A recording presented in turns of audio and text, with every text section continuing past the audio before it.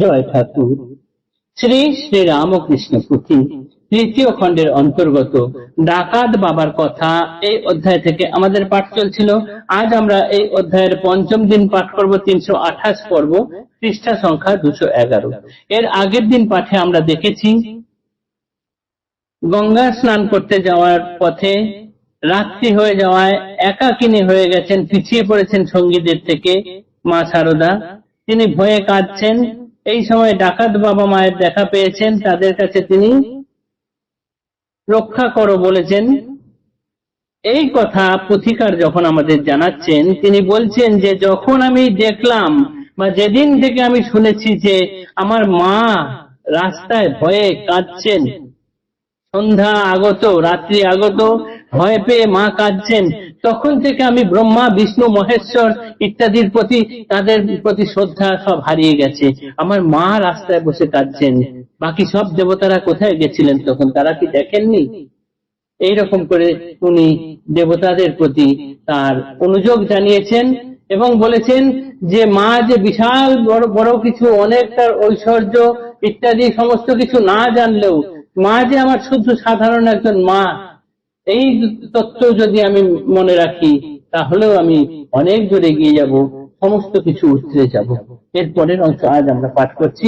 প্রভুর প্রসঙ্গ চেয়ে কিবা মিষ্টতর, শোনহ বারতা কিবা হইল অতঃপর, জননীর পয়ধর যোগতে যেমন পুষ্টিকর মুষ্টিযোগ দুগ্ধ সঞ্চালন, তেমনি মায়ের শ্রীবদন বিনিসৃত স্নেহ পরিপূর্ণ বাণী জিনিয়া অমৃত, পিতা মাতা সম্বোধন স্ত্রী পুরুষ দোহে,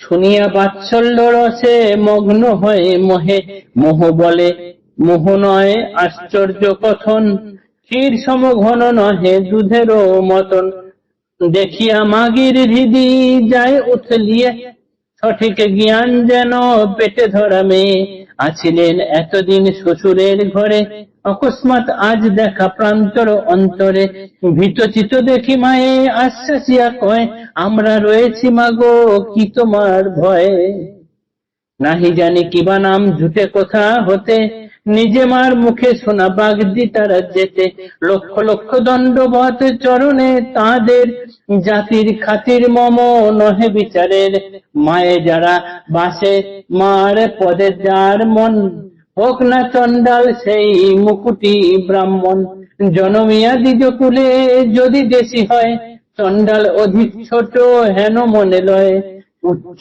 কিবা উচ্চ জাতি দোহে কি বলিব বলো, উচ্চতার উপমায় তাহারা কে বলো, আশ্বাসিয়া জননীরে চলে গুটি গুটি, অধিক অন্তরে নয় নিকটেতে চটি, পান্থশালা নামান্তরে চটি বলে যায়, উতরিলা তথা ঠিক সন্ধ্যার বেলায়, বাগদিনী পাগলিনী আনন্দের ভরে, সেবা শুশ্রূষার হেতু মহা যত্ন করে, মাঝে ব্রাহ্মণের মেয়ে তারা ছোট যেতে, এগিয়ান মোটে নাই এত গেছে মেতে, খেতে এনে দেয় যাহা ভালো কিছু পায়, বিচার বিহীন যেন মায়ে করে ছায়, মাতাও গেছেন ভুলে জাতির বিচার, স্নেহ ভরে দেয় তায় করেন আহার, ধন্যরে ভক্তের ভাব ভক্তির মহিমা, বলিতে না পাই খুঁজে কিছুই উপমা, ব্রহ্ম সনাতনী যিনি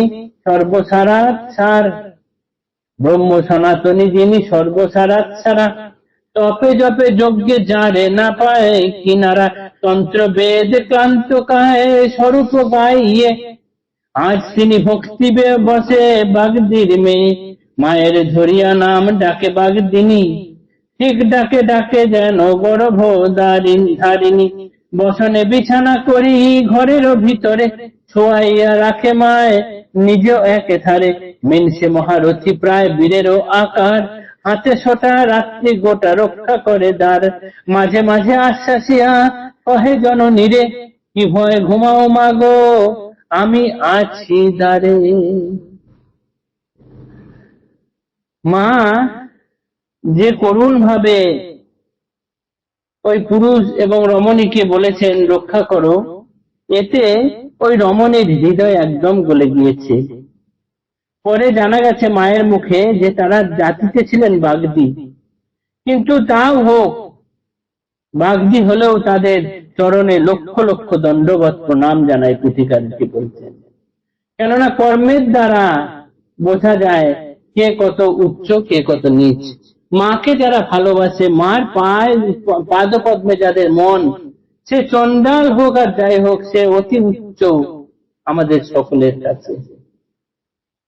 মাকে আশ্বাস দিয়ে রমণী বললেন, ভয় নেই মা, ধীরে ধীরে আমাদের সঙ্গে চলো, সামনেই চটি আছে। চটি অর্থাৎ যেখানে পান্থশালা বা রাত্রি বাস করা যায়, সেরকম একটু ব্যবস্থা আছে।